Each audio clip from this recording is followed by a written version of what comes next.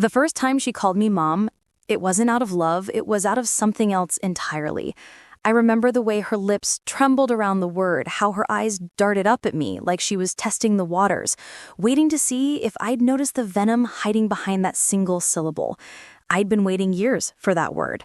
Years of therapy sessions, school meetings, sleepless nights spent wondering if I was doing something wrong, if I was too strict, too soft, too anything. So when she finally said it, when that word finally fell from her mouth, I thought maybe, just maybe, we'd turned a corner. I was wrong. So wrong. Let me back up a little. When I married Daniel, I knew he had a daughter from his previous marriage. Lily was 6 at the time, tiny and quiet, with these enormous brown eyes that made her look like a porcelain doll someone forgot to love. Her mother, Clara, was still in the picture, barely. Clara was one of those people who could charm the room but never show up for the hard parts, the kind who'd promise the moon and vanish the moment things got messy. I didn't want to replace her. I knew that wasn't my role. I just wanted to be a steady presence, someone Lily could rely on. But Daniel, he had this guilt complex about the divorce. Every time Lily asked for something, he'd cave instantly. She wanted a new phone at 9? Done. She wanted to skip chores? Sure, baby. Anything for my princess. He was trying to make up for the broken home, and I understood that. But every time I tried to set a boundary, every time I gently suggested that maybe spoiling her wasn't helping, I became the bad guy. You know that look kids give you when they realize they can manipulate the adults around them? That half smile, half challenge in their eyes? Yeah, Lily learned that look young. At first, I brushed it off. I thought she's just a kid, she'll grow out of it, but small things turned into bigger things. A missing bracelet here, a forgotten homework assignment there. She'd pit Daniel and me against each other so easily, it was like she'd been born knowing how. I'd tell her no, she'd run crying to her dad, saying I was mean or unfair, and I'd be the one apologizing by dinner. By the time she turned 12, she didn't even pretend to like me anymore. She'd slam doors, roll her eyes, mutter, "You're not my mom," every chance she got. And I'd take it because I kept thinking, if I just keep showing up, she'll see I care, she'll know I'm not going anywhere. But then came the night everything changed. It was late, one of those muggy summer nights where the air feels too thick to breathe. Daniel was out of town for work, and it was just me and Lily in the house. I heard her crying in her room, soft at first, then louder. My heart clenched.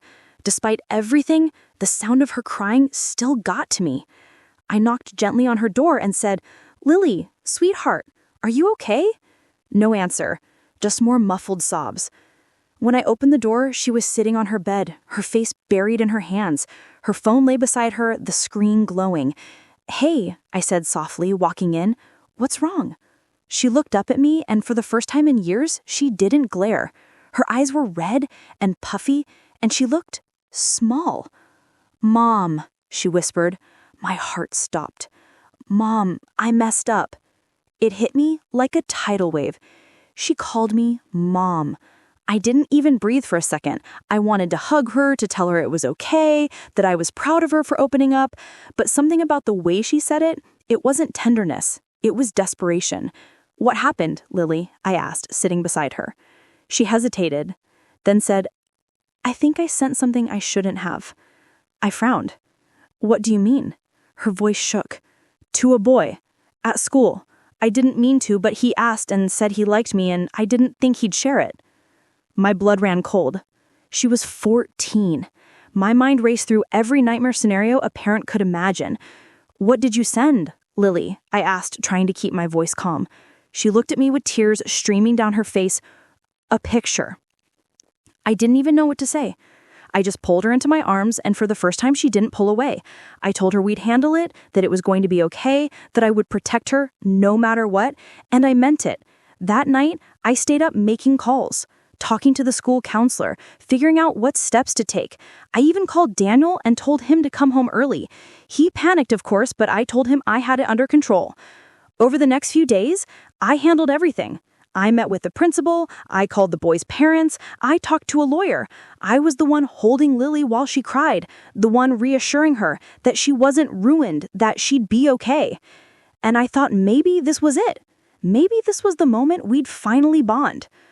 But then I got the email. It came from the school's guidance office. Subject line, meeting follow-up. Inside was a forwarded message. A teacher had overheard something in the hallway, Lily bragging to her friends about how easy it was to get her stepmom to do whatever she wanted. She said she faked the whole thing. The crying, the confession, even the word mom. I swear I couldn't breathe. I just sat there staring at the screen, reading those words over and over. She'd used me, manipulated me with something so vile I couldn't even comprehend it. I confronted her that night. She didn't even deny it. She just looked at me, smirked, and said, "Well, you always wanted me to call you Mom, didn't you?" Something inside me broke. Not in a loud, dramatic way, quietly, like glass cracking under pressure. From that moment, everything changed. I stopped trying, stopped fighting for her affection, but Lily didn't stop. Oh no, she doubled down. Every week there was something new. A rumor at school that I was abusive, a lie she fed Daniel about me throwing away her things, whispers to the neighbors about how I drank too much or screamed at her. She was poisoning everything I'd poured my heart into. And Daniel, he started believing her. I'd catch him looking at me differently, doubting me. One night after Lily forgot to do the dishes again, I raised my voice just a little, and he stepped in front of her, eyes cold. "Don't talk to her like that. She's just a kid." Just a kid. You ever feel your sanity start to fray at the edges, like you're screaming underwater and no one can hear you? That's what it felt like. Every lie she told, every little smirk she gave when no one was watching, it was pushing me closer to something dark.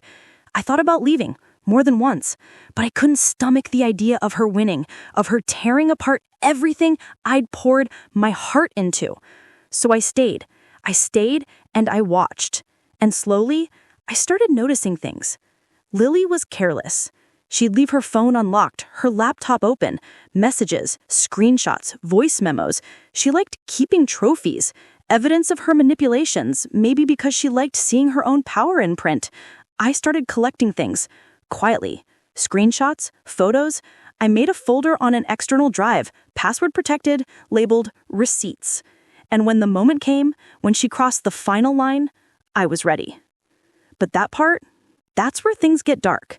And honestly, you might start wondering if I went too far. So let me ask you, if you were in my shoes, if someone had lied about you, destroyed your marriage, ruined your reputation, all for fun, how long would you have waited before getting payback? Be honest. I didn't plan to destroy her. I planned to survive her. But survival, when someone keeps pulling at the threads of your sanity, starts to look like a lot of revenge. After that night, the one where Daniel stepped between us like I was the threat, something shifted inside me. I started watching everything through a different lens. I stopped reacting and started recording. Every lie Lily told, every contradiction, every smug look when she thought she'd gotten away with something. I collected it all. Screenshots of her texts to friends bragging about manipulating her dumb stepmom. Recordings of phone calls where she pretended to cry for sympathy. Even old emails she sent to teachers, blaming me for things she never turned in. For months, I said nothing. I played my role. Calm, polite, defeated. I let her believe she'd won, and she got careless again. Daniel, meanwhile, was becoming more distant. I could feel the weight of Lily's stories shaping my perception of me. Once we were partners. Now he'd flinch if I raised my voice or question me about things I hadn't even done. I could see it. He didn't trust me anymore. And maybe he didn't even love me. That was the first heartbreak.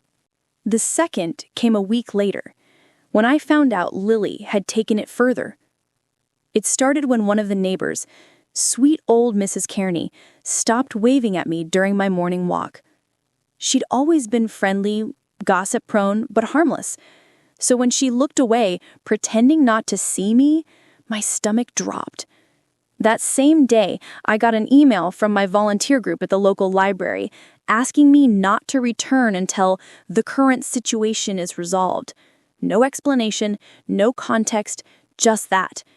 When I finally got someone on the phone, I learned Lily had sent an anonymous message to the group claiming I'd stolen donation funds. It was ridiculous. I'd never even handled the money. But people believe what they want to believe, especially when a sob story is involved. That was my breaking point. Not the lies, not the humiliation. Those I could take. But watching a child's cruelty unravel the life I'd worked so hard to build, that was it. So, I went quiet, and I started planning. The first step was understanding her. Lily thrived on control, but she was addicted to validation. She needed people to believe she was the victim, the misunderstood girl trapped with a wicked stepmother.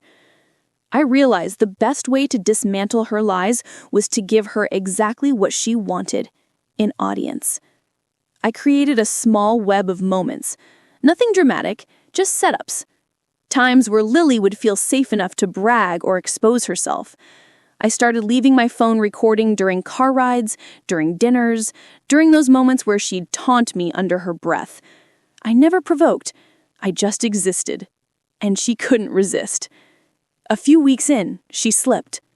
She started talking about how she set me up at the library, laughing about how easy it was to send fake emails from an anonymous address. Her voice, clear as day, captured in stereo. Then came the messages. She was in some private group chat with friends. Teenagers love their secret circles, and she loved screenshotting their conversations. She'd save them on her phone, probably to relive her little victories. That's how I found the one where she wrote, "I could tell Dad anything and he'd believe me over her. It's too easy." That line, more than anything, told me exactly how to end this. I compiled everything. Weeks of recordings, screenshots, call logs, timestamps. I organized it neatly, labeled each file. I even printed some of the worst ones out, because paper evidence hits differently. Then, I called a lawyer. Now, I didn't go in there breathing fire. I went in calm, collected. I told her the situation, the false allegations, the reputational damage, the harassment. She listened carefully, then said, "If what you're saying is true, you could pursue defamation and harassment claims. But since she's a minor, it gets tricky. The key is showing a clear pattern and that the father knowingly allowed it." That part stuck with me. Knowingly allowed it. Because the truth was, Daniel knew. He just didn't want to see it. So I decided to make him see it. I waited until his birthday. Lily had planned this whole sweet surprise dinner, which I knew was less about celebrating him and more about showing off how perfect she was. She invited a few of his friends, even some of mine, though at that point, most had drifted away thanks to her whisper campaign. I dressed nicely, smiled, played along. I even helped her bake the cake. She preened around the kitchen like a cat who'd caught a bird, watching me with that smug little smirk that had haunted me for years. When everyone settled into the living room after dinner, I stood up, pretending to toast Daniel. I said, "You've always been my anchor, and tonight I just wanted to share something honest." Lily rolled her eyes, already bored. I reached for my phone and tapped the Bluetooth connection on the speaker. The room filled with her voice, sharp, mocking, unmistakable. She's so easy to mess with. I just cry and she does whatever I want. Dad believes everything I say anyway. I told everyone at school she's a drump. She totally deserves it. You could have heard a pin drop. Daniel froze. His friends stared at the floor. Lily went pale. I didn't look at her. I looked straight at my husband. I said, "You've doubted me for months. You believed her over me every single time. I begged you to see what she was doing, but you didn't. So I had to show you." Lily started crying immediately, sputtering out excuses. "That's not... Mom, I didn't mean..."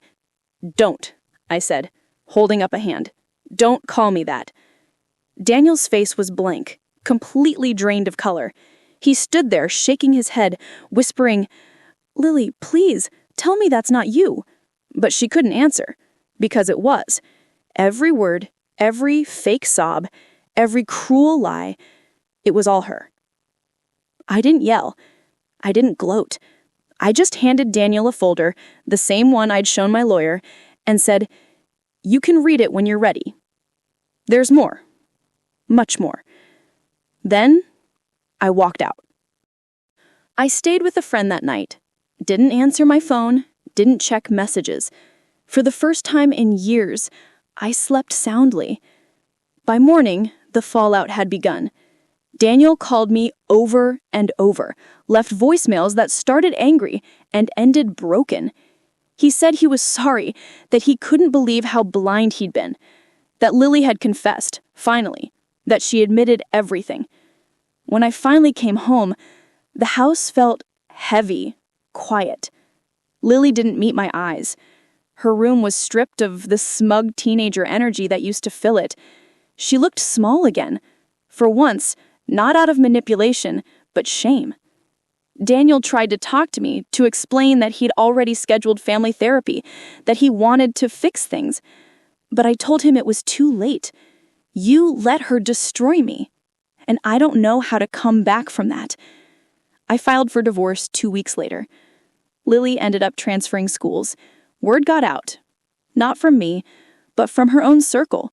Teenagers love drama, and recordings like that, they travel fast.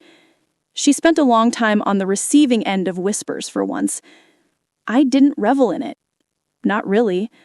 There was a strange emptiness that came after the storm. But justice, it has a way of settling your soul. A few months later, Daniel sent me a message. He said Lily had started writing letters to me, apologies mostly. I never responded. I didn't hate her, but forgiveness, I realized, isn't something you give because someone asks. It's something you give when you've finally healed enough not to need revenge anymore. And maybe I'm still getting there. So tell me, what would you have done? Would you have kept the peace and let her win? Or would you have done what I did, waited in silence until the truth tore itself open? Because sometimes revenge isn't loud. Sometimes it's quiet, patient, and perfectly legal. Sometimes it's just the truth, spoken out loud for the first time. After the divorce papers were signed, silence became my closest companion. Not the kind of silence that feels lonely, but the kind that feels earned, like the calm after surviving a hurricane that tried its best to drown you. The house was gone, the marriage was gone, but the noise was gone too. No slammed doors, no whispered accusations, no walking on eggshells just to keep the peace. I moved into a small apartment on the other side of town. It wasn't fancy, peeling paint, a temperamental heater, but it was mine. Every cup in the cabinet, every book on the shelf, every quiet morning coffee belonged to me. Daniel didn't fight me on anything. Maybe guilt made him agreeable, or maybe he finally understood what I'd been trying to say for years. He sent a few emails about logistics, about dividing furniture and joint accounts, but he never once argued. The last line of his final message just said, "You didn't deserve any of this. I hope you find peace." And I did. Not all at once, but piece by piece. At first, I filled my days with distractions, work, volunteering, endless cleaning, but gradually the need to fill the silence faded. I started writing again, something I hadn't done in years. I didn't write about Lily, not directly, but the words kept circling the same themes: trust, manipulation, forgiveness. I guess part of me was still trying to understand how a 14-year-old could twist my world into something unrecognizable and then walk away like nothing happened.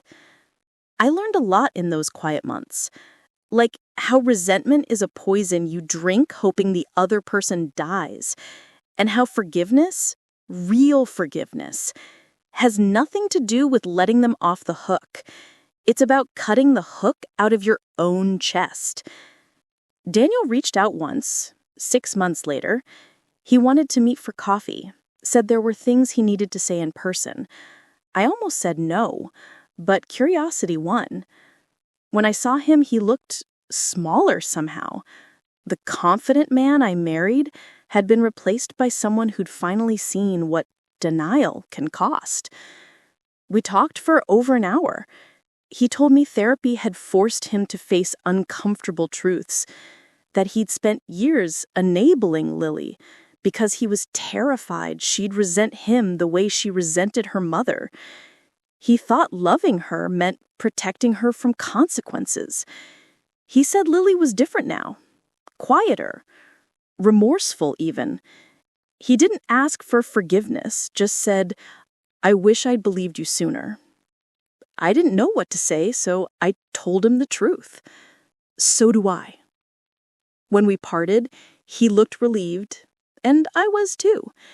It felt like closing a chapter without needing to burn the book. A few weeks later, an envelope appeared in my mailbox.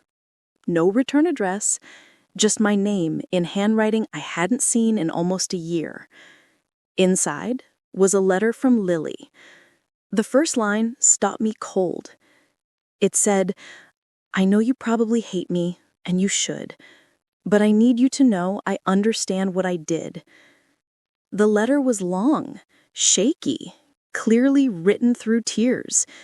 She said therapy had forced her to face how much she'd hurt people who actually cared. She admitted she'd believed if she could make me the villain, she wouldn't have to feel abandoned by her mother.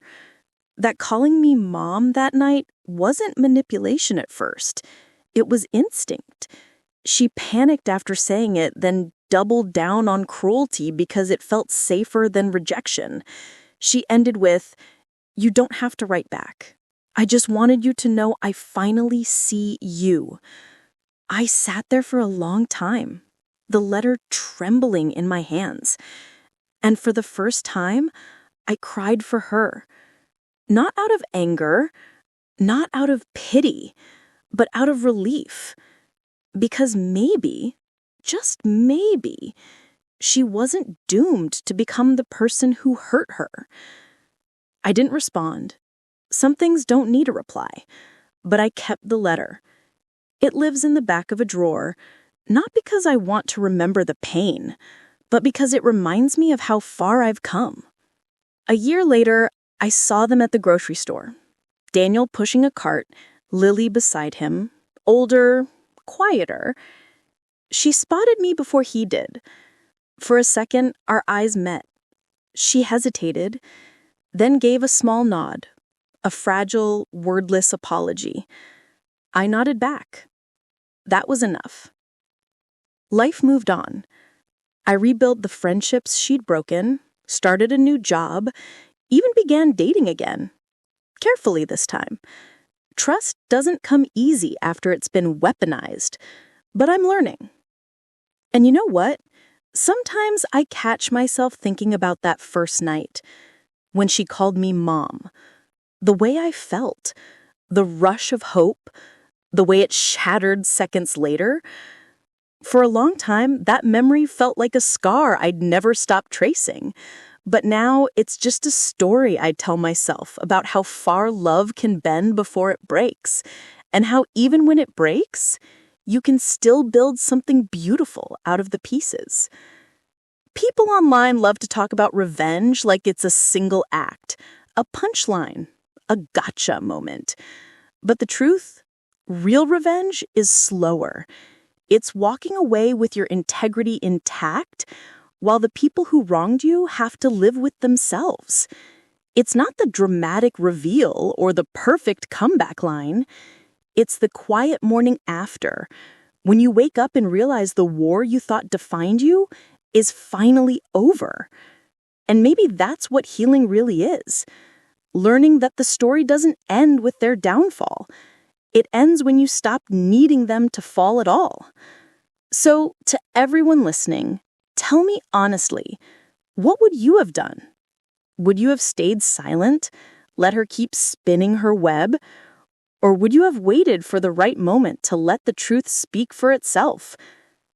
I don't regret what I did. I didn't scream. I didn't break laws. I didn't destroy anyone's life. I just held up a mirror and let her see herself clearly for the first time. And sometimes that's the cruelest, kindest revenge there is. When people ask me now if I ever think about Lily, I tell them the truth. Not often, but when I do, I hope she's okay. I hope she learned that power built on lies always collapses, and that love, real love, can't be coerced or stolen. It's earned. I learned that too. Because the first time she called me Mom, it wasn't out of love. But the last time she said it, in that letter, it almost was. And that, more than any revenge, is the closure I never expected to get.